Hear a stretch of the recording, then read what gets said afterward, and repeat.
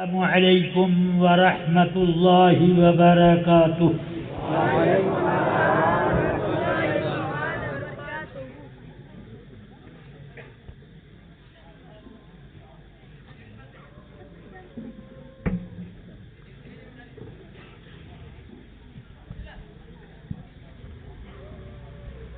الحمد للہ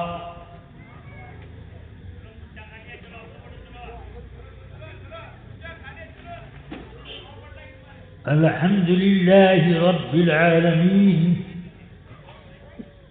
والصلاة والسلام على سید الانبیاء والمرسلین وعلى آلہ وأصحابه هداة أقوم الدين. أما بعد فأعوذ بالله من الشيطان الرجيم. بسم الله الرحمن الرحيم.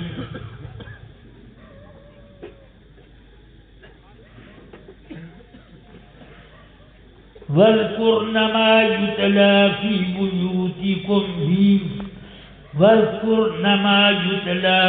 بيوتكن من كتاب وحكمة. صدق الله العلي العظيم وصدق رسوله النبي الكريم صلى الله تعالى وسلم وبارك عليه وعلى آله وأصحابه أجمعين.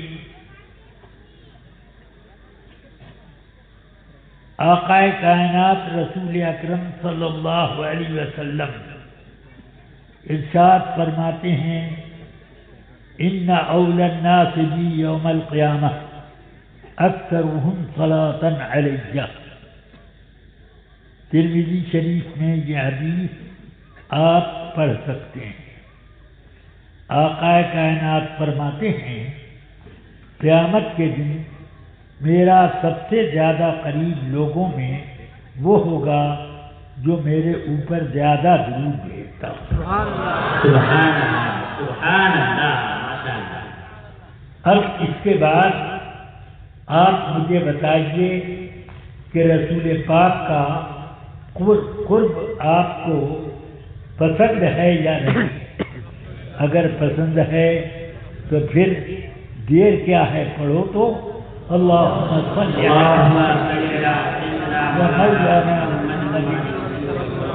مولانا وعلى آلہ وبارک وسلم صلاۃ وسلام علیک یا رسول اللہ.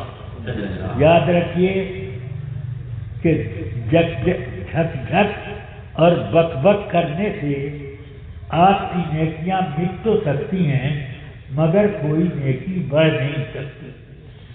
اور کتنا آسان سودا ہے کہ جب آپ اپنی وہ جھک جھک چھوڑ کر چلتے پھرتے اٹھتے بیٹھتے جب فرصت کا وقت ملے تو آقا کائنات کی بارگاہ میں نذرانے درود و سلام پیش کریں. یہ کوئی ضروری نہیں ہے کہ جب تک آپ ہاتھ باندھ کر اور مدینے کی طرف اپنے گردن موڑ کر جب تک سلام نہ بھیجیں، درود نہ بھیجیں، اس وقت تک وہ درود نہیں ہوگا. بلکہ آپ جتنا درود پڑھو گے، جس حال میں بھی وہ پاک حال ہو یا آپ کا حق کی حالت میں ہو، ہر وقت درود کو بارگاہ رسالت میں پیش کیا جاتا ہے. فرماتے ہیں آقا کائنات صلی اللہ علیہ وسلم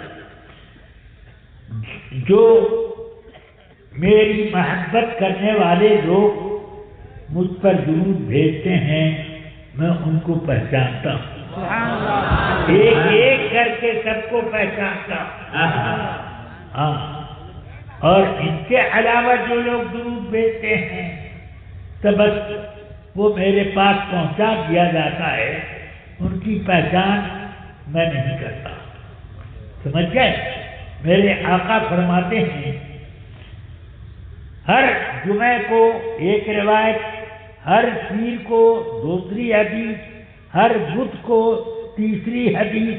فرماتے ہیں کہ امت کے اعمال میرے سامنے میرے روبرو پیش کیے جاتے ہیں. میری امت کے اعمال کتنے اچھے کتنے برے سب ہر جمعے کو پیش ہوتے ہیں.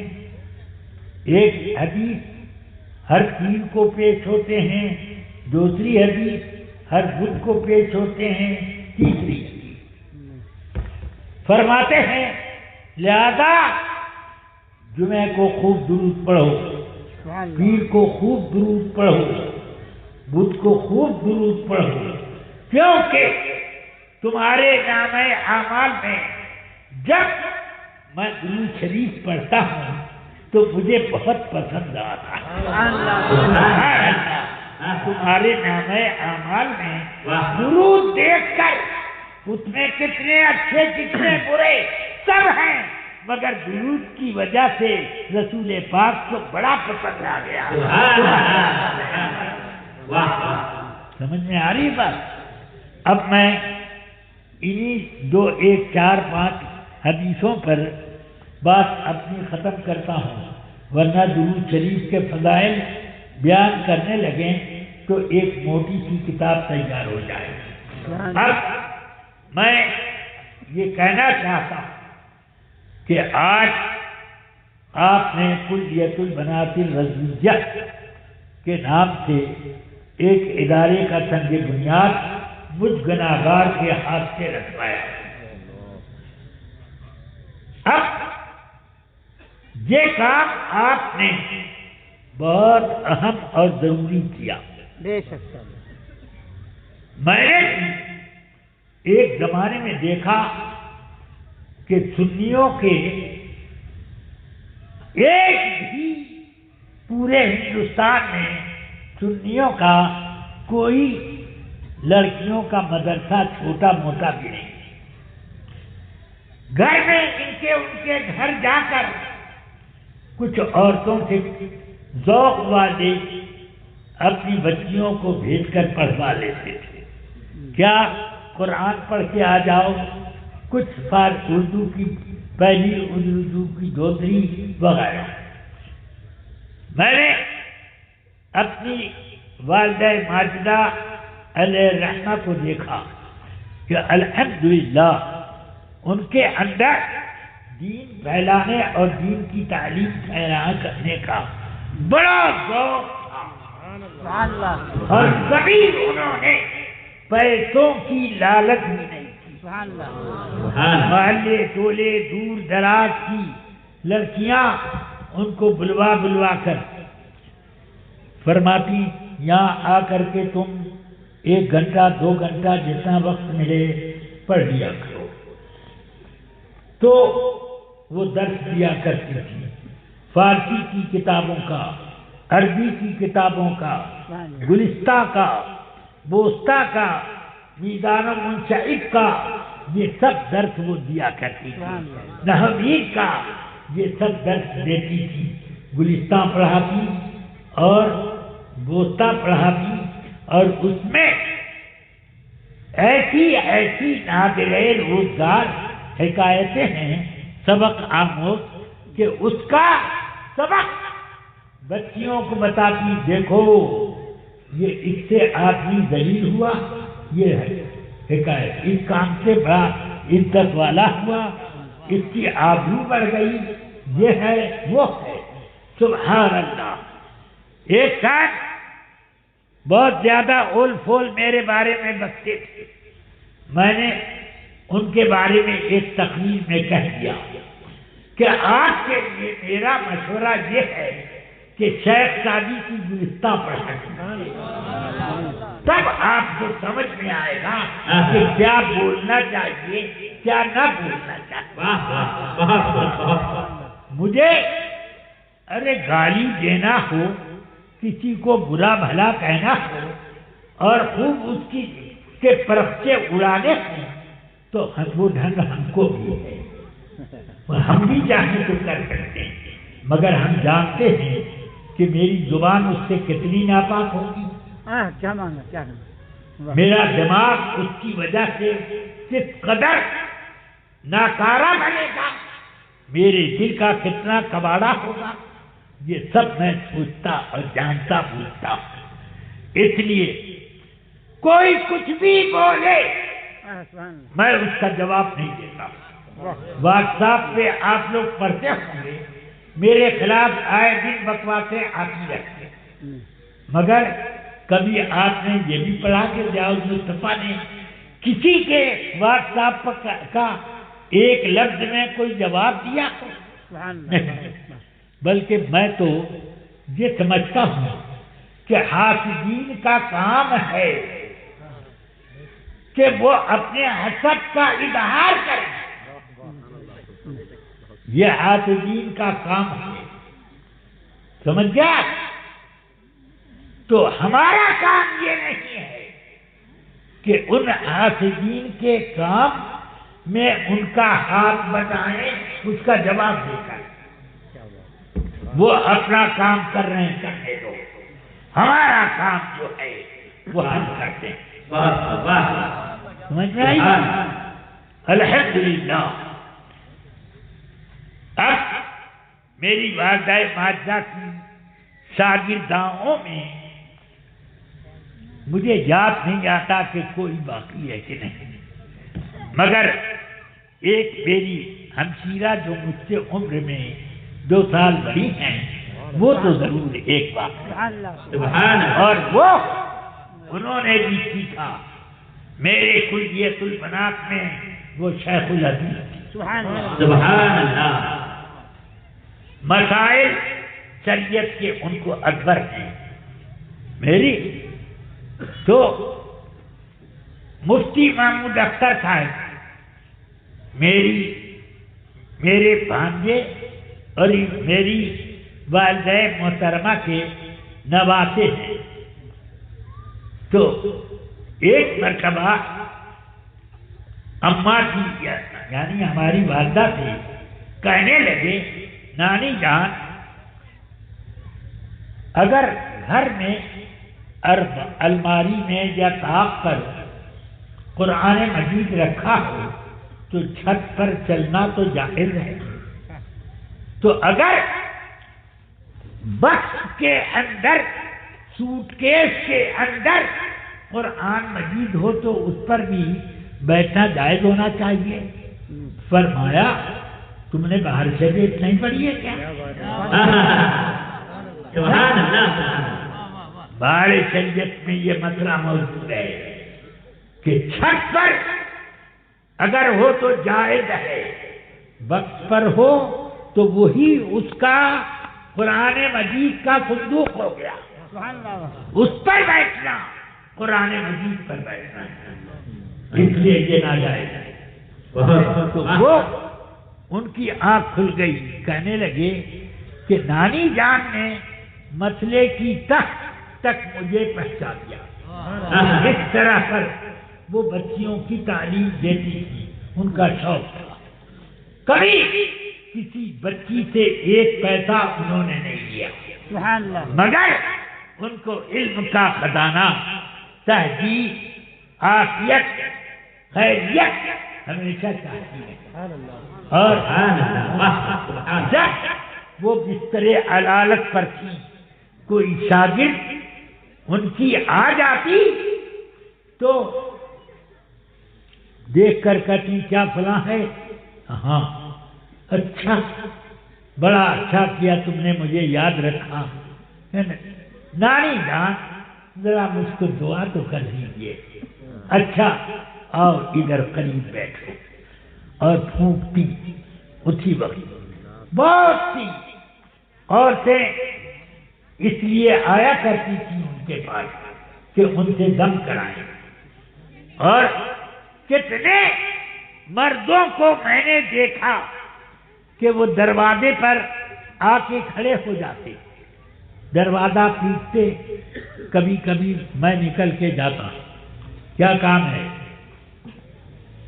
ذرا ایک کام ہے دادی جان کے پیدائش کا ایک تعبیر ذرا لکھوا دیجیے. وہ تو لکھتی نہیں تھی. تو میں کہتا ہوں فلاں صاحب آئے ہیں، وہ کہہ رہے ہیں کہ پیدائش کے آسانی کے لیے ایک تعبیر فرماتی کہ فلاں تعبیر اس طرح پر لکھو. میں بیٹھ کر لکھتا، بیٹھ کر پھر ان کو دکھاتا، ہاں ٹھیک ہے، یا کہہ دیتی یہ چیز تو تم نے غلطی کی، اس کو صحیح کرو. اب وہ ہو جاتا. اس کے بعد وہ دم کر کے دے دیتی میرے ہاتھ میں کہ لو یہ ان کو دے دو کہ اس کو یا تو اس کی کمر میں باندھ دیں یا بائیں ران میں باندھ دیں. بائیں طرف کی لیفٹ ران میں وہ باندھتے ہیں. یہ جاؤ. اب ایسے ایسے کیسے کیسے وہ لوگ آتے. جب میں شیخ الحدیث ہو گیا، میری ذمہ داریاں بہت بڑھ گئیں، تو میں نے میرے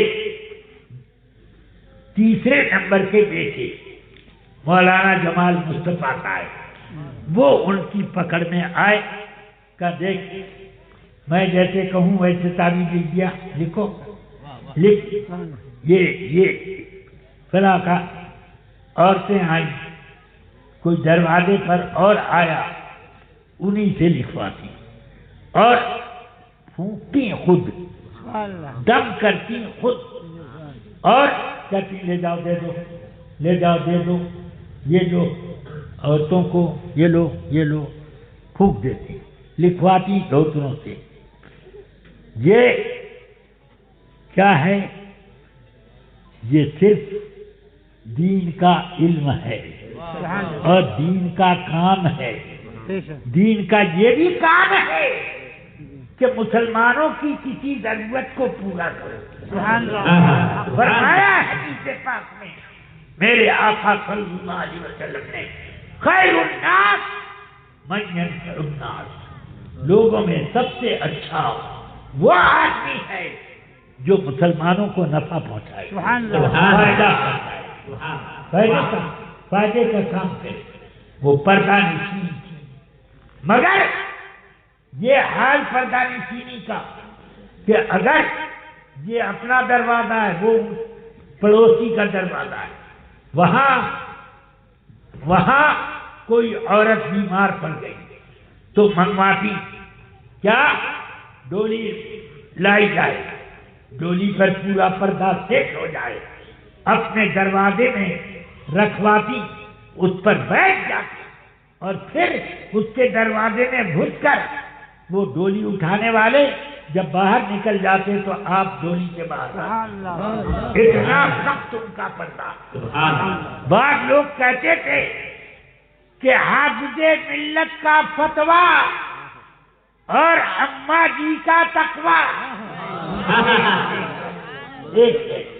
ایک شرح. سبحان اللہ. یہ حالت اس قدر پردے کا اہتمام. الحمدللہ مجھے انہی کی دعاؤں نے اور انہی کے ڈنڈوں نے عالم بنایا ہے. اس زمانے کے بچوں کو تو ایک تھپڑ مار دو تو وہ الٹ کر کے وہ بھی اپنا تھپڑ تان لیتے ہیں. مگر الحمدللہ میں وہ ہوں کہ میں دور حدیث سے فارغ ہو گیا. ایک بات سے مجھ سے ناراض ہوئی، تھپڑ مارا زور سے، چپ چاپ. میں نے کچھ نہیں کہا. میں نے کہا اماں جی دعا دیجیے، بس مجھے آپ کی دعائیں چاہیے، تھپڑ ماریے یا کچھ بھی. الحمدللہ. فرمان ایک مرتبہ میں 11ویں شریف کی ایک دن کی چھٹی تھی تو میں آیا کہ اماں جی 11ویں شریف کا تبرک بڑے اہتمام سے بناتی ہیں، خود فاتحہ کرتی ہیں. چلو مبارک نور میں پڑھتا تھا، چلو کھا لو، تبرک، کچھ فائدہ ہوگا۔ آیا تو اماں جی سے سلام وغیرہ کیا تو فرماتی ہیں تمہارے نانا آئے ہوئے تھے۔ میں نے کہا کب؟ کہا کہ پرسوں گئے ہیں۔ تو میں نے کہا پرسوں گئے تو یا تو ان کو آپ نے روکا ہوتا اور یا مجھے کسی سے بلوا لیا ہوتا کہ نہیں، میں نے سوچا کہ میں بلواؤں تو تمہارے نانا نے کہا اس کو مت بلواؤ، وہ بہت بڑا عالم بنے گا پڑھنے کو۔ یہ بزرگوں کا ادب کہاں سے آدمی کو کہاں پہنچا دیتا۔ الحمدللہ میں 25 سال کا تھا، اس عمر میں حضور حافظ ملت نے مجھ کو بخاری شریف پڑھانے پر معقول کر دیا۔ سبحان اللہ سبحان اللہ۔ کیا عمر میری اس وقت، اور اس وقت سے لے کر اب تک میں بخاری شریف پڑھاتا ہوں، اب بھی پڑھاتا ہوں۔ سبحان اللہ۔ سمجھ گیا یہ؟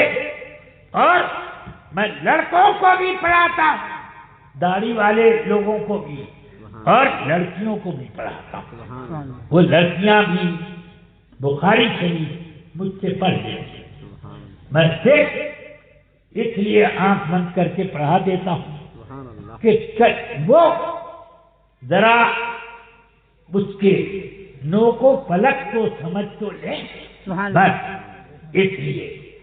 اب میں کمزور ہو گیا، ورنہ میں نے لڑکیوں کے لیے ایک مفتی کا کورس بنایا تھا، اور اس میں زیادہ تر کتابیں میں خود پڑھا دیتا تھا، اور وہ مفتی بن جاتی تھی، فتویٰ ایسا لکھتی کہ مرد بھی ویسا فتویٰ لکھنے میں ایک کتاب ایسا شاندار۔ عالمگیری سے در مختار، رد المختار، بزدادیہ، فتاوی قاضی خان، ان سب کتابوں سے وہ حوالے نکال، اور ان کے علاوہ بھی دوسری کتابوں سے۔ الحمدللہ اب میں کمزور ہو گیا تو میں زیادہ کام نہیں کر پاتا، میری عمر اب 90 میں ایک کم ہے، سمجھ گیا؟ ہاں 1354 2 شوال کو میں پیدا ہوا اور 1443 ہو گئے، سمجھ گئے؟ 1354 میں پیدا ہوا اور یہ 1443 ہو گئے، تو اب سوچو کہ کہاں میں پہنچ گیا ہے؟ تو اس کے باوجود یہ کرم ہے میرے مشائخ کے صدقے میں رب العالمین کا کہ مجھے اب بھی دین کے کاموں میں رکھا۔ میں نے کئی مرتبہ بڑے بڑے درباروں میں اللہ سے یہ دعا کی ہے کہ اے اللہ مجھے جب تک دین کا مجھ سے کام لینا ہے مجھے تھوڑی طاقت دیتے رہنا، اور جب میں اس کام کے لائق نہ رہوں تو مجھے زندہ مت رکھنا بلکہ مجھے قریب بلا لینا۔ اب یہ دعا سب لوگ نہیں کرتے، میں یہ دعا کرتا رہا۔ اللہ کا یہ کرم ہے کہ اس نے مجھے اتنی لمبی عمر بھی دی اور اس میں مجھے کام بھی دے دیا۔ سبحان اللہ۔ آپ سوچئے کہ میری عمر کے لوگ کیا اتنا دور دوڑ دھوپ کر سکتے ہیں جیسے میں نے کیا ہے؟ نہیں، تو پھر یہ اللہ کا کرم ہے، اور کیا ہے؟ اس کو یہ کرتے اللہ کا فضل ہے۔ میری عمر الحمدللہ، سوچئے کہ میں نے حضرت حجت الاسلام کو بھی دیکھا، آج دنیا میں کوئی بھی ایسا آدمی نہ ملے گا جتنے اعلی حضرت کے بڑے فرزند جلیل حجت الاسلام مولانا حامد رضا خان مدد اللہ العالی و رحمت اللہ تعالی علیہ ان کی زیارت کی ہو، مگر الحمدللہ ان آنکھوں نے زیارت کی، ان آنکھوں نے زیارت کی۔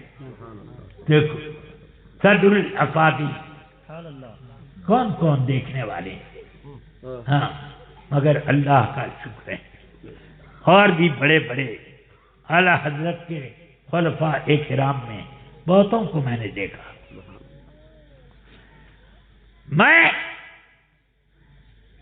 حضرت صدر الشریعہ کے ہاتھ پر میں، میری بہنیں اور مجھ سے چھوٹے والے بھائی اور مجھ سے بڑے والے ایک بھائی، اور تو پہلے اعلی حضرت کے مرید ہو چکے تھے، میرے بڑے 4 بھائی وہ اعلی حضرت کے مرید، مولانا حکیم شمس الہدیٰ صاحب علی الرحمن، جن کے نام سے مدرسہ شمس العلوم گوتی میں چلتا ہے، ہاں، اور انہوں نے ہی اپنے پاس سے پیسہ دے کر کے اپنے باغ میں مدرسہ کھولا اور ایک مدرس رکھا، تنخواہ اپنے پاس سے دیتے اور باغ میں بچھانے کا فرق اپنے پاس سے دیتے، سپاہیاں اپنے پیسے سے دیتے، سبحان اللہ، نہ چندہ نہ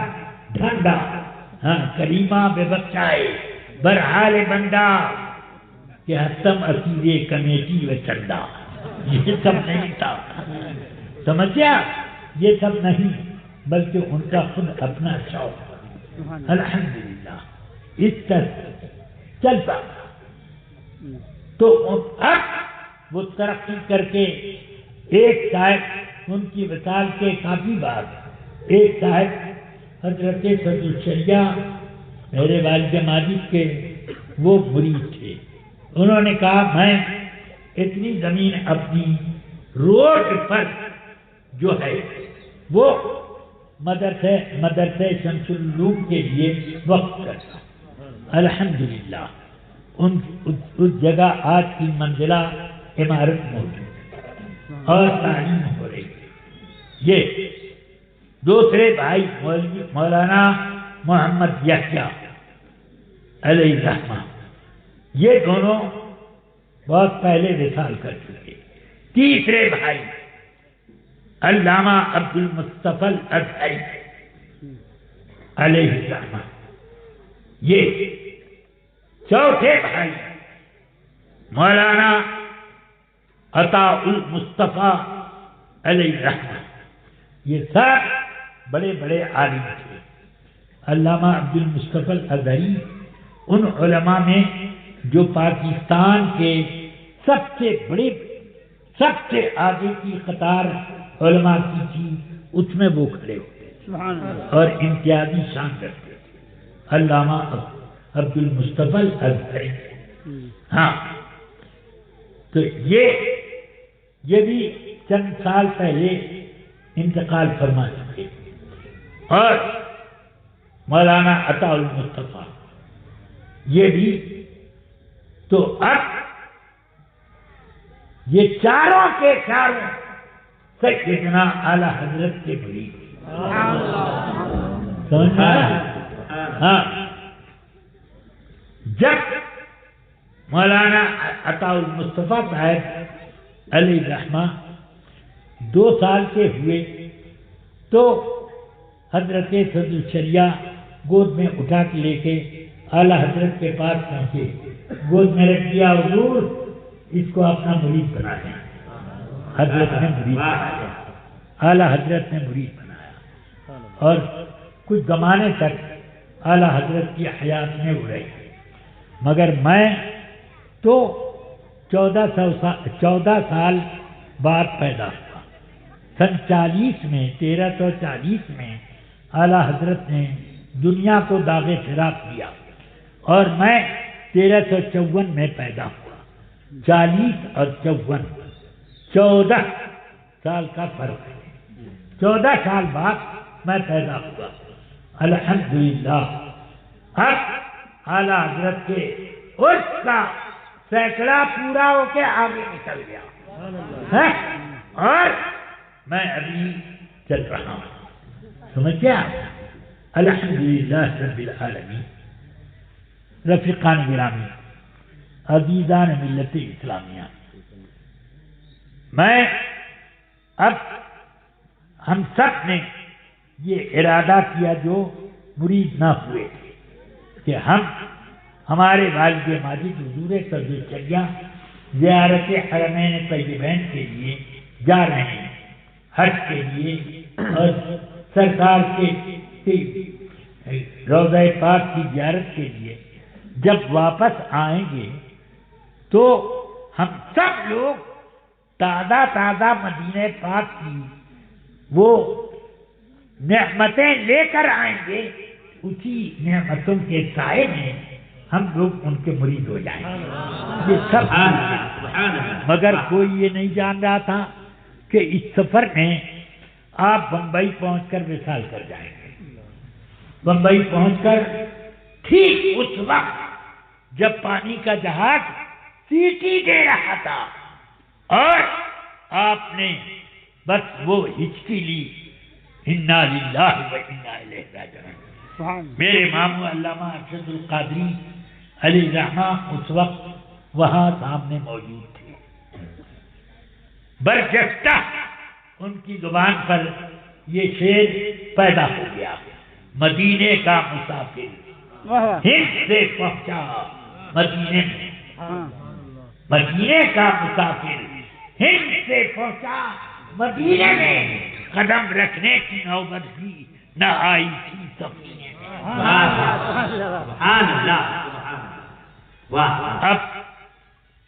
اب ہم لوگوں کا سارا منصوبہ تو دھرا رہ گیا، یہ نہیں کہوں گا کہ مٹی میں مل گیا، دھرا رہ گیا۔ ہاں تو اب حضرت مفتی اعظم بھی ساتھ ہی ساتھ جا رہے تھے زیارت حرمین طیبین۔ یہ تو یہاں بمبئی میں وصال فرما گئے، حضور مفتی اعظم اسی جہاز سے چلے گئے، پہنچ گئے۔ جب واپس آئے تو میں نے کہا کہ دیکھو حضرت صدر الشریعہ اور حضور مفتی اعظم میں ایسی گہری دوستی تھی، ایک دوسرے کے دونوں گویا کے عاشق دار رہے، اس طرح کی آپس میں محبت تھی۔ میں نے کہا بس اب وہ آ گئے ہیں، دیر مت کرو، مرید ہو جاؤ۔ الحمدللہ میں مرید ہوا سن 48 میں۔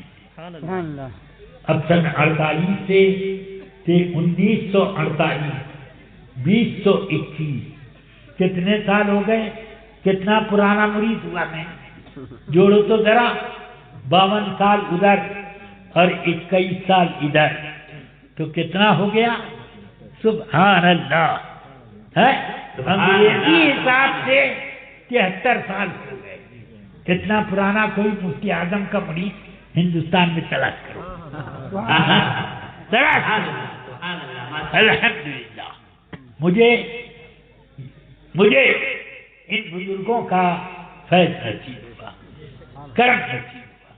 سرکار مفتی اعظم میری ان پر بڑی نوازش فرماتے، بہت سے اعمال اور عزائم اور سب کیا کیا اعلیٰ حضرت رضی اللہ تعالیٰ عنہ کے معمولات عملیات سب مجھے سکھائے، جنہوں نے سرکار مفتی اعظم نے، سمجھ گیا؟ ہاں ایسے سب اعمال یہ میں نے سیکھے اور دعائیں آپ نے دی۔ میں نے حدیث کی اجازت لی کہ ایک واسطے سے میں اعلیٰ حضرت تک پہنچنا چاہتا ہوں۔ سبحان اللہ، ہاں کہ حدثنی مصطفیٰ رضا قال حدثنا احمد رضا، اس وقت یہ ہو گیا ایک واقعے تھی حضرت سیدنا اعلی حضرت میرے اور اعلی حضرت کے درمیان سرکار مفتی اعظم ہوا تھا، اور صدر الشریعہ فرماتے ہیں کہ اعلی حضرت بڑی محبت مجھ سے فرماتی، خود فرمایا ہے، الملفوظ پڑھیے تو پتہ چلے گا۔ یہاں کے موجودین میں تفقہ جس چیز کا نام ہے مولوی امجد علی میں سب سے زیادہ پائیے گا۔ یہ ان کی شان یہ بتائی۔ پھر یہ کہ حضور سیدنا اعلی حضرت کا وصال ہو گیا، فرماتے ہیں صدر الشریعہ دار و قطار میں روتا تھا، آنکھ سے آنسو تھم نہیں رہے، نماز جنازہ پڑھتا رہا، آنسو بہتے رہے، دن رات فاتحہ سوم ہوا، روتے ہی روتے، پھر فاتحہ سوم سے فارغ ہو کر میں روتا ہوا اپنے گھر میں پہنچا اور دیوار سے ٹیک لگا کر بیٹھا ہوا رو رہا ہوں۔ 3 رات گزر گئی کہ میں سویا نہیں، آنسو تھما نہیں، اور ٹیک لگا کے بیٹھا، تھوڑی دیر میں نیند آ گئی۔ نیند آئی تو میں کیا دیکھتا ہوں کہ میں اعلی حضرت کی حویلی کے پھاٹک پہ کھڑا ہوں، اور اعلی حضرت اپنی حویلی سے کچھ کاغذات کا بنڈل لیے ہوئے باہر آ رہے ہیں۔ قریب آئے تو میں نے السلام علیکم کہا، اعلی حضرت نے جواب دیا۔ میں نے عرض کی حضور آپ تو وفات پا چکے ہیں، کیسے آ گئے؟ فرمایا ایسے ہی ہم آتے رہیں گے، یہ کاغذات لو، یہ بنڈل لو، کام کرتے رہو، جب ضرورت ہوگی ہم آئیں گے۔ صدر الشریعہ فرماتے ہیں کہ الحمدللہ مشکل سے مشکل مسئلے آئے، حالات مشکل سے مشکل پیدا ہوئے، حل ہونے کا کوئی ذریعہ نہ تھا، مگر یہ اعلی حضرت کے فائدے کے منٹوں میں سب حل ہو گیا۔ یہ نہیں بتا رہے ہیں کہ اعلی حضرت نے خواب میں آ کر یا کسی طریقے سے حل کر دیا، مگر یہ کہہ رہے ہیں یہ اعلی حضرت کا فائدہ سب منٹوں میں حل ہو گیا۔ یہ اس طرح یہ اعلی حضرت سے کتنا قرب۔ فرماتے ہیں جب بیمار پڑ گئے تو فرماتے ہیں گھر میں ہوں، کوئی ملنے آئے تو اس کو نہ بلایا جائے، مگر مولوی امجد علی اگر ملنے کے لیے پیغام بھیجیں، گھر میں فوراً پردہ کیا جائے اور ان کو فوراً بلایا جائے۔ فرماتے ہیں صدر الشریعہ کہ وفات شریف سے 2 روز پہلے دروازے پہ میں پہنچا اور میں نے خبر دی کہ میں اعلی حضرت سے ملنا چاہتا ہوں۔ اعلی حضرت کے گھر میں پردہ ہوا اور مجھے لے جا کر اعلی حضرت کے کمرے میں پہنچایا گیا۔ پہنچا میں، فرماتے ہیں مولوی صاحب کس لیے آپ تشریف لائے، کیوں تکلیف اٹھائی؟ کہنے لگے حضور ایک اس طرح کا یہ مسئلہ آیا ہوا، میں نے اس کا جواب 25 کتابوں میں تلاش کیا، 3 روز ہو گئے اور اس کا جواب تلاش کر رہا ہوں، کہیں نہیں ملا۔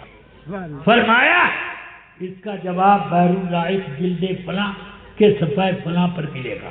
سبحان اللہ، سبحان اللہ۔ فرماتے ہیں ادھر میں نے بات پوری کی اور پٹ جواب بھی آ گیا، جواب بھی مل گیا، تھوڑی دیر خاموش رہے۔ فرماتے ہیں مولوی صاحب بڑھاپا ایسا آ گیا اور دماغ میں اتنی کمزوری آ گئی کہ ابھی تھوڑی دیر پہلے میری ایک لڑکی میری تیمارداری کے لیے آئی، بہت دیر تک میں سوچتا رہا کہ میری اس بچی کا نام کیا ہے، مگر مجھے یاد نہیں آیا، اتنا دماغ کمزور ہو گیا ہے۔ مگر الحمدللہ دین کے مسائل یا وہابیہ کی چالیں ہیں یا وہابیہ کا رد اس کے لیے ہر وقت میں تیار بیٹھا من کان للہ کان اللہ لہ، سبحان اللہ۔ اب یہ سب دور تک میں نہیں لے جاؤں گا، ختم کرتا ہوں۔ اللہ تعالی ان بزرگان دین کا صدقہ ہم سب پر ہمیشہ تقسیم فرماتا ہے، آمین۔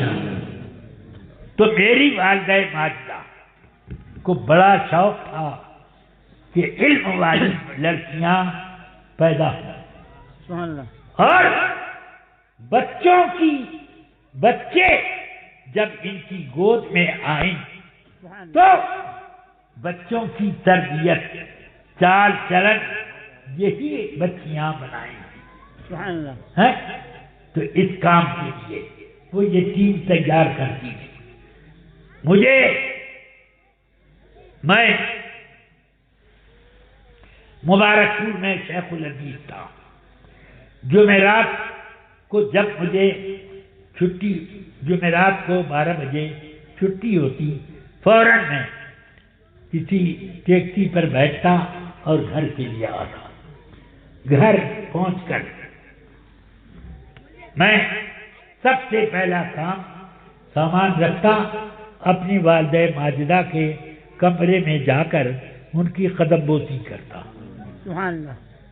میں نے بیگ رکھا اور ابھی کچھ قدم آگے بڑھا، اپنے برآمدے سے آگے بڑھا کے ان کے کمرے میں جاؤں، وہ خود آ کے کھڑی ہو گئی۔ میں نے کہا سبحان اللہ، میں نے جلدی سے قدم بوسی کی، کیوں آپ نے تکلیف کی؟ میں تو خود آ رہا تھا آپ کی قدم بوسی کے لیے۔ فرمایا کہ میں اس لیے آئی ہوں کہ میں نے لڑکیوں کا مدرسہ کھول دیا ہے، میں اب چند دنوں کی مہمان ہوں، اس لیے میں یہ ذمہ داری تمہارے اوپر دیتی ہوں کہ یہ بچیوں کے اس مدرسے کو تم چلانا۔ سمجھ گیا؟ میں نے کہا ہماری مجھ سے نہیں ہوگا، اتنا بڑا بوجھ، ایک تو سنیوں میں لڑکیوں کا مدرسہ نہیں ہے، ڈھیروں اعتراضات کریں گے، عام لوگ تو کم مگر علماء لوگ زیادہ، اور جتنے بڑے عالم ہوں گے اتنا زیادہ وہ اعتراض کریں گے، تو اس لیے تو فرماتی ہیں یہ سب مت سوچو، کام کرنا ہے، ذمہ داری لے لو، اللہ تعالی راستے پیدا کرے گا۔ میں نے کہا آپ کہہ رہی ہیں تو میں قبول کر لیتا ہوں، مگر دل ابھی تیار نہیں ہو رہا ہے۔ فرمایا دل تیار کر لے، ہو جائے گا۔ سبحان اللہ۔ اب میں نے کام شروع کر دیا، اب میں چلانے لگا، آہستہ آہستہ اس کی عمارت، اس کی زمین، یہ وہ سب انتظام کرتا گیا۔ نام رکھا میں نے کلیت البنات الامجدیہ، اور جب ہاسٹل کے 11-12 کمرے تیار ہو گئے تو میں نے اعلان کر دیا کہ باہر کی لڑکیاں آ سکتی ہیں۔ اب بڑی مشکل سے 10 لڑکیاں آئیں، سمجھ گئے؟ مگر 10 لڑکیوں سے 1 سال چلتا رہا، اس کے بعد وہ بھیڑ آئی اللہ کہ اللہ اللہ 40 کمرے کا ہاسٹل بنا ڈالا، سبحان اللہ مگر اب بھی قابو نہیں ہے، سبحان قابو کے باہر ہے۔ میں نے جس روز والدہ ماجدہ کا انتقال ہوا فوراً میں نے کہا یہ جگہ جو ہے یہ میری جگہ ہے، میں اس جگہ پر حاجرہ ہاسٹل بناؤں گا، اور میں نے اسی وقت سے کام شروع کر دیا۔ الحمدللہ وہ ہاسٹل کھچا کھچ بھرا رہتا ہے، 2 سال سے وہاں پر جناتوں کا بسیرا ہو گیا۔ یہ کیا لاک ڈاؤن لگا کہ جناتوں کو بہت خوشی ہوئی، ہر کالج میں گھس گئے، ہر اسکول میں دوڑ پڑے، ہر مدرسے کو انہوں نے اپنی آبادی کے لیے چن لیا کہ بڑی مشکل سے تو جگہ ملی ہے، اس لیے وہ دعا کرتے رہے کہ لاک ڈاؤن بڑھتا رہے، ہم دعا کرتے رہے اے اللہ اس لاک ڈاؤن کو جلد سے جلد ڈاؤن کر دے، ختم ہو جائے۔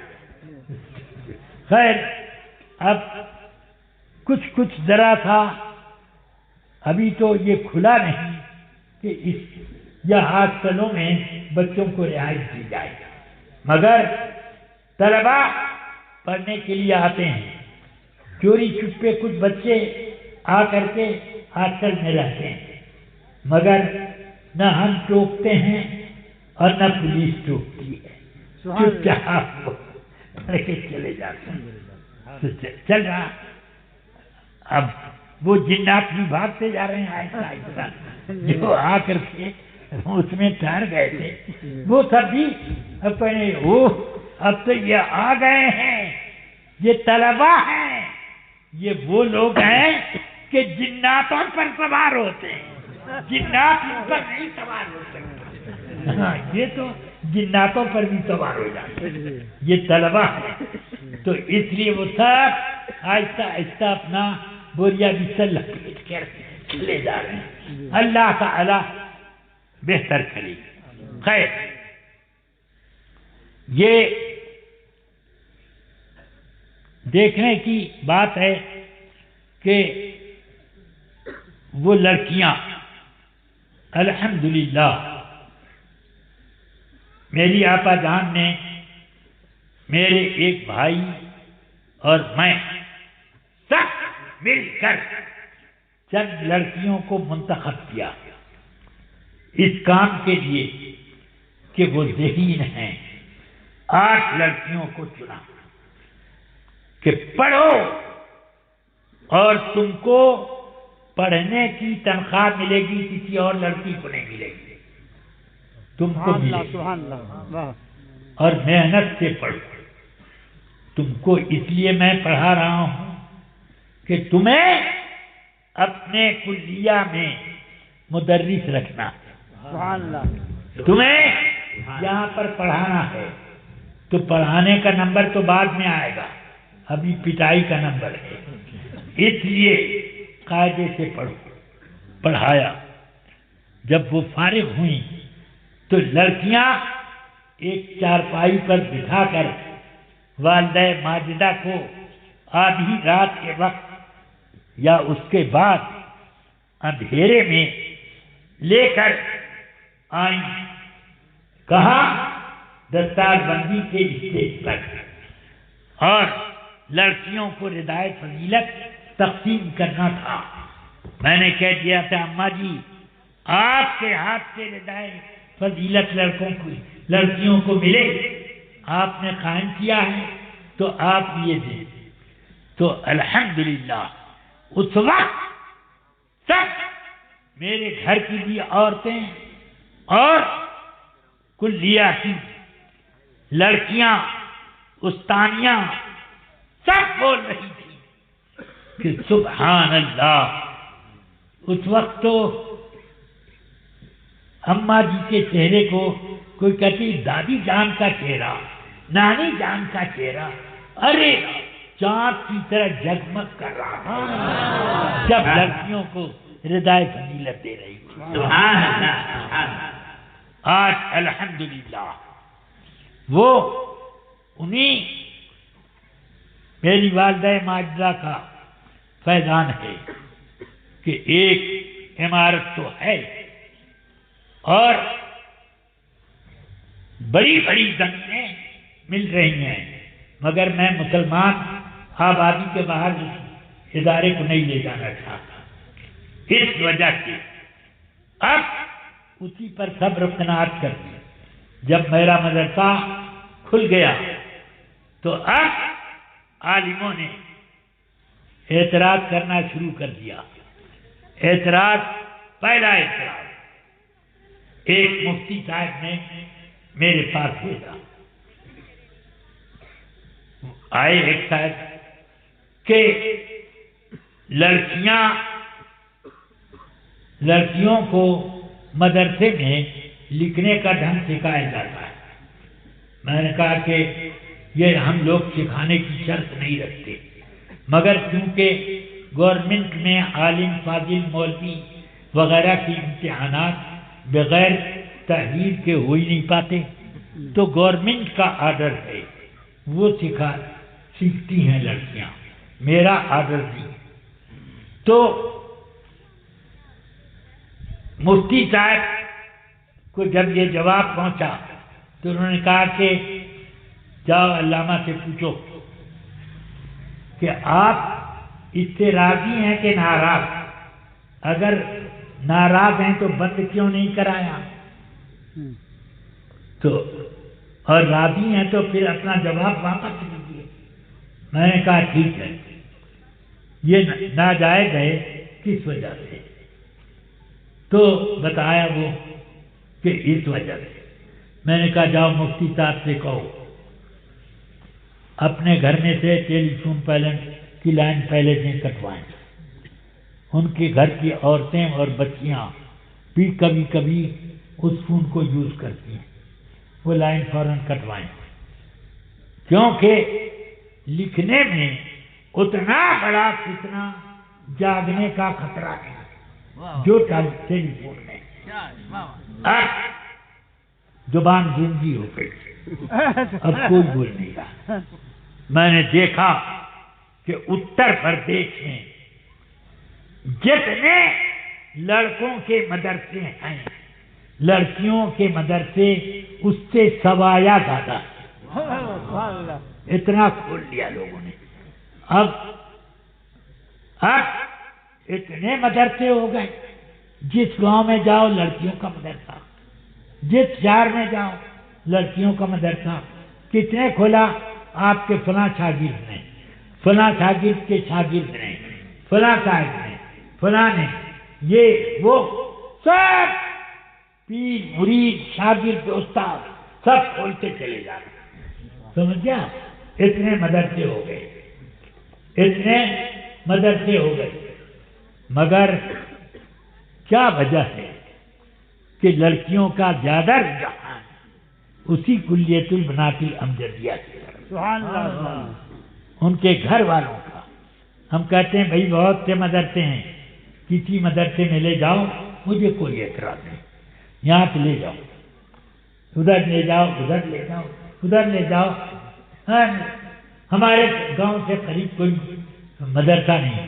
میں نے کہا تمہارے گاؤں سے قریب وہ مدرسہ یہ تو بہت دور ہے، فلاں مدرسہ تو ہے. تو یہ حال ہے. خیر، میں آپ تمام لوگوں کا شکریہ ادا کرنا چاہتا ہوں کہ آپ لوگوں نے اپنی بچیوں کا مستقبل روشن کرنے کے لیے یہ اپنا ذمہ آج لیا اپنے کاندھے پر. سمجھ گئے؟ یہ آسان بوجھ نہیں ہے، بڑا زبردست بوجھ.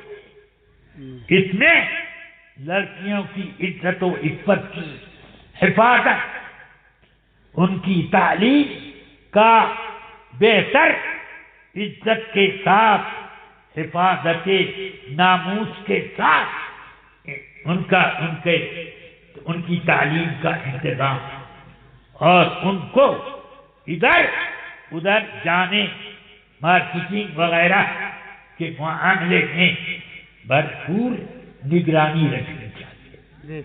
سمجھ گئے؟ نگرانی رکھنی پڑے گی. بہت سے اور مشکلات ہیں جن کو میں بیان نہیں کر پاتا اور نہ وقت بہت زیادہ ہے. لڑکوں کو تو ہم یہی کہتے ہیں کہ جماعت میں جماعت میں تم شریک ہوئے کہ نہیں، اس کا ایک رجسٹر بنا لیا بس. مگر لڑکیوں کا کئی رجسٹر بنانا پڑتا ہے. وہ ڈاکٹر کے یہاں گئیں، کس ڈاکٹر کے یہاں، کئے بجے نکلی، کئے بجے واپس آئیں، کس کے ساتھ گئیں. سمجھ میں آیا؟ پھر آ کر کے ڈاکٹر سے ملاقات کا پرچہ بھی دکھائیں کہ انہوں نے یہ دوا لی تھی. یہ سب ان کے لیے انتظام کرنا تھا. سمجھا؟ پولیس ایک مرتبہ کسی مدرسے میں کوئی گڑبڑی ہوئی تو ہمارے مدرسے پر چھاپا مار دیا. چھاپا مار کہا کہ سب کا اقدار دکھائیے. سب سامنے رکھوا دیا. کلرک نے سامنے رکھ دیا. سب دیکھا، یہ ہیں یہ ہیں یہ ہیں یہ. اچھا لڑکیاں باہر نکلتی ہیں تو اس کا کیا ہے حساب؟ یہ رجسٹر دیکھیے. یہ لڑکیاں کون ڈاکٹر کے یہاں جا رہی ہیں، کون بازار سے سودا لینے جا رہی ہیں، کون اپنی رشتے داری میں ملنے جا رہی ہیں، کون کہاں جا رہی ہیں، سب یہ لکھا ہے. اور اس کی رپورٹ واپسی یہ نکلی کئے بجے، واپس ہوئی کئے بجے، اور انہوں نے اپنے جانے کا جو جواز تھا اس جواز کا ثبوت بھی مہیا کیا کہ نہیں. ذرا اس میں گڑبڑی ہوتی ہے تو ہم لڑکیوں سے بات پوچھ کرتے ہیں. کبھی کبھی ان کو ٹکٹ دے دیتے ہیں کہ تم اب جاؤ، یہاں تمہاری ضرورت نہیں ہے، یہ بھی کر دیتے ہیں. تو اس لیے آپ کو یہ سب بڑی بڑی مشکلات کا سامنا کرنا پڑے گا. اس لیے آپ آج ہی سے صبر کریے اور آج تیار ہوئیے اس کام کے لیے، تب آپ وہ لڑکیاں پیدا کر پاؤ گے جو اپنے بچے کو دیندار بنائیں گے. نہیں تو ایسا بچہ وہی لڑکیاں پیدا کریں جو اپنی ماں کو گھوسا مارے اور باپ کو جوتا دکھانے. ایسا دور آ گیا. اس لیے یہ بہت ضروری کام ہے کہ اسلامی روایات کو زندہ رکھنے کے لیے لڑکیوں کی ایک فوج تیار کی جائے. بات سمجھ میں آئی؟ اگر نہ سمجھ میں آئی ہو تو اب میں کیا سمجھاؤں.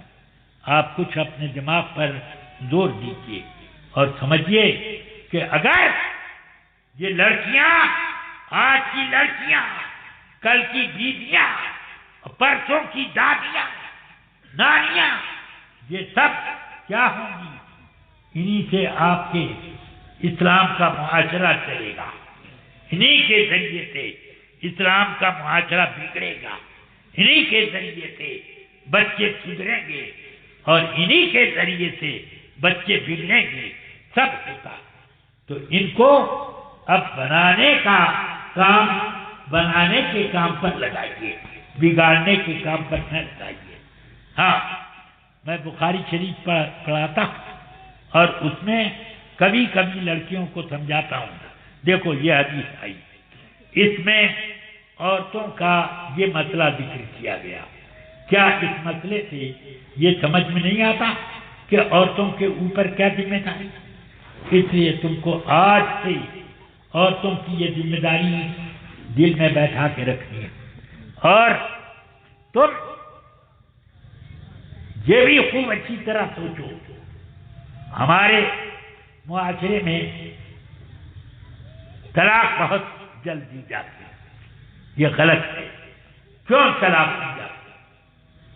صرف لڑکیوں میں اگر عیب ہے تو لڑکوں میں کون سی بالکل اپنے وہ بہت صاف ستھرے ہیں، اس لیے یہ غلط ہے۔ کمزوروں پر ظلم نہیں کرنا چاہیے۔ میں لڑکیوں کو اس بات کی بھی خود تعلیم دے دیتا ہوں، سب زبان کنٹرول میں رکھو۔ دیکھو اگر تم میں سے کسی کی شادی ہوئی تو تم اپنا مستقبل خراب مت کرنا۔ تمہارا شوہر اگر تم پر کوئی اعتراض کرے تم جواب مت دینا، چپ لگائے رہنا۔ کوئی کیوں نہیں وقت پر کھانا پکایا، کیوں نہیں یہ دال میں نمک پڑا، کیوں نہیں گوشت میں نمک کیوں زیادہ ڈال دیا، معتدل کیوں نہ رکھا، یہ سب سوالات اس طرح سے بہت سارے ہوں گے، تو ان سب کا جواب دینے میں کوئی فائدہ نہیں، سوائے اس کے کہ جواب پھر اس کا جواب، پھر اس کا جوابی جواب، چک چک شروع ہو جائے گا۔ تم اپنے مردوں کو سمجھاؤ کہ آپ کو غصہ آتا ہے، میں چپ رہوں گی، جب مجھے غصہ آئے تو آپ بھی نرمی سے اس کو پی جائے گا۔ ہاں تو یہ سمجھاؤ، الحمدللہ بہتر چلے گا، بہتر ہوگا تمہارا۔ تو یہ سب میں سمجھاتا رہتا ہوں، کیوں کہ لڑکیوں کا مستقبل بھی بنانا ہمارے ذمہ ہے، سمجھ گئے؟ اس لیے اب لڑکیاں چاہتی ہیں فون کر کے، حضور میرا نکاح فلاں تاریخ کو ہے، کرم فرما کے آپ پڑھا دیں۔ میں نے کہا سنی کے یہاں ہے کہ دیوبندی کے یہاں؟ بول۔ تو کہیں کہ نہیں سنی ہے۔ میں نے کہا ٹناٹن ہے کہ وہ پھسپھسا سنی ہے؟ نہیں حضرت بڑا ٹناٹن۔ تو میں نے کہا ٹھیک ہے، دیکھوں گا اگر وقت ملے گا تو آ کے پڑھا دوں گا، ورنہ تم کسی اور سے پڑھوا لینا۔ بس یہ سب میں کیوں کرتا ہوں؟ یہ جب ان کے اوپر کوئی مصیبت آ جاتی ہے، میرا شوہر مجھ کو مارتا ہے، دیکھو تم یہ وظیفہ پڑھا کرو، زبان بند رکھو، مارے تو کبھی یہ مت کہنا کہ تیرا ہاتھ ٹوٹے، گالی دے تو کبھی مت کہنا کہ تیرے منہ میں ڈھولا پڑے، یہ سب مت کہنا۔ اللہ سے دعا کرو کہ اللہ اس کو ہدایت دے، اور وظیفہ بتا دیتا ہوں، یہ وظیفہ پڑھا کرے۔ سمجھ میں آئی بات؟ اس لیے الحمدللہ میرا مدرسہ شام سے چلتا ہے۔ لڑکیوں کی عزت اور ان کے ناموس کے لیے ہم بہت پکا انتظام رکھتے ہیں، سمجھ گیا؟ الحمدللہ وہ اس سلسلے میں خود بھی اپنے پاس ہم نے یہ رکھا ہے ضرور کہ چپراسی پانی کا موٹر چلائے، بجلی کا جنریٹر چالو کرے، اندر جائے، مگر لڑکیاں اگر اندر ہیں تو اس کو جانے کی اجازت ہے، سمجھ گئے؟ جب اپنے ہاسٹل میں پہنچ جائیں، اور جو ہاسٹل کی انچارج ہے وہ دروازے پہ آ کے کھڑی ہو جائے، تب اس کے بعد تم جاؤ جنریٹر چلاؤ، چاہے پانی بھرنے کا پمپ چلاؤ، تم کو اس وقت اجازت ہے۔ تو یہ انتظام کیوں ہم نے کیا؟ پھر رات کے جب جاڑوں میں 9 بج جائیں، گرمیوں میں 10:30 بج جائیں تو ہاسٹل کا گیٹ تالا لگا رہنا چاہیے. اگر ہم آئے اور تالا بند نہ پایا تو اس وقت ہاسٹل انچارج کی خیریت نہیں ہے. سمجھنا یہ تو اس لیے ہم یہ سب انتظام کرتے ہیں. الحمدللہ یہ سب چلتا ہے. اللہ تعالیٰ سے دعا کرتا ہوں کہ آپ کا ادارہ بہت خوبی ترقی کرتا رہے, خوب ترقی کرے. ہندوستان بھر کی بچیاں زیر تعلیم یہاں پر ہوں, مگر پہلے شرط یہ ہے کہ اپنے شہر قرب و جوار کے شہر وہاں کی بچیوں کے لیے ہاسٹل بناؤ, وہاں کی بچیوں کے لیے درسگاہ بناؤ, وہاں کی بچیوں کے لیے اچھی معلمات رکھو, وہاں کی بچیوں کے لیے نگراں ہاسٹل کا شاندار رکھو. یہ سب آپ کو کرنا پڑے گا. سمجھ میں آئے گا تو انشاءاللہ یہ ادارہ چمکے گا, ابھرے گا. لوگ اپنی بچیاں آپ پر زبردستی کر کے یہاں پر داخل کریں. سمجھنا ہے؟ اس میں کبھی پیسہ کمانے کی نیت مت کریے گا, کیونکہ یہاں کرناٹکا میں بہت سے اسکول کالج اور یہ وہ چلتے ہیں, مگر وہ روزی روٹی کے لیے چلتے ہیں. ہاں ٹھیک, 15 لاکھ ڈونیشن دو تب ایڈمیشن ہوگا, 20 لاکھ ڈونیشن دو تب ہمارے کالج میں آپ کو جگہ ملے گی, نہیں تو نہیں ملے گی. اتنا دو. تو یہ سب نہیں چلے گا. ان سب لوگوں سے میری گزارش ہے کہ آپ کی جیب اس قوم کی بچیوں کے لیے کھلی رہنی چاہیے, اور میں اس کے لیے آپ تمام حضرات سے بھیک مانگتا ہوں کہ آپ اپنے اس کے لیے چندہ دیں. وہ چندہ نہیں جو دھندا ہو جاتا ہے, قاعدے کا چندہ دیں. اور میں 150 روپے والے چندے کا قائل ہی نہیں ہوں. ہاں, بڑے بڑے چندے لا کے رکھو یہاں پر. اور آپ سے آج جو لے کر آئے تو لے کے آئے, مگر کل اپنی جیب اپنی جھولی لا کے یہیں آپ کو خالی کرنی. اللہ تعالی آپ کے رزق میں برکت دے.